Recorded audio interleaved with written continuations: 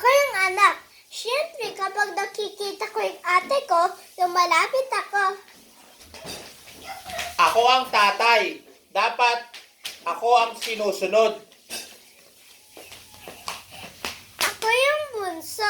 Siyempre, kapag idaas ko yung kuya ko, lagi-lagi na lang hindi siya sumusunod. Kapag niyaya ko siya ng niyaya na maglaro, siyempre hindi susunod kasi kuya ko yun.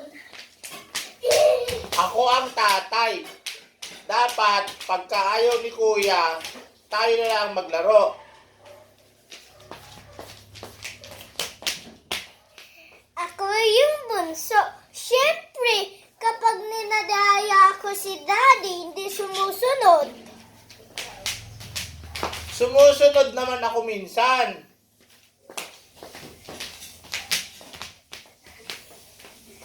Ako yung bunso. Siyempre, kapag sinabi ni daddy, si mami na lang, siyempre may ginagawa. Ganun talaga. Si mami ayaw na naman maglaro. Lagi na lang naghuhugas ng pinggan. Che!